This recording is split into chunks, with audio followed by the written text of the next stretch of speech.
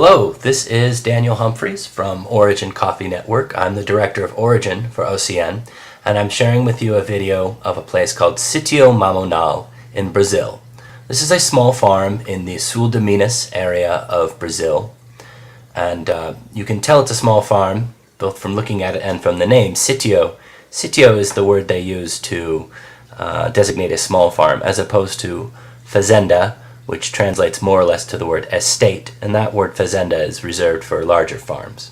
This place, again, Sitio Mamonal. You can see the drying patio there in the center of the farm, near to the houses, and the coffee storage.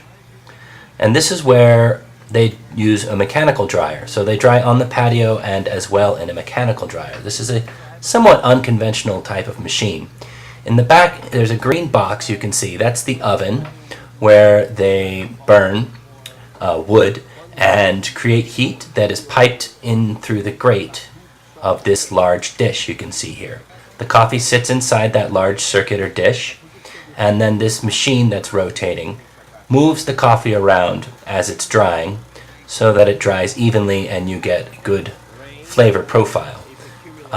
This is not extremely rare, but it is somewhat rare. It's a somewhat unconventional way of drying coffee, as opposed to the more commonly seen large cylindrical dryers called guardiolas in Spanish.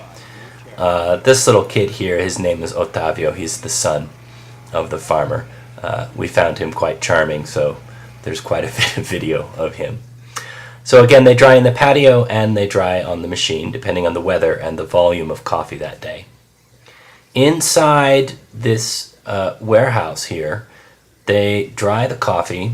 They dry the coffee and they store it inside this warehouse, loose like this, and they keep it almost like capital or money that they can keep in their own little bank there and sell when the time is right for them. So that's how the coffee is stored. It's perfectly stable being stored like that. And then when the coffee is purchased and it's time to export it, they will send it through this dehuller machine. You can't see it, but on the left there's a machine that separates the dry cherry from the coffee bean inside, and then this large dish has some grates on it, and it sifts out the green coffee from all the lighter, looser material that is then separated out, and that's how you end up with the green coffee. It was quite a charming place to visit.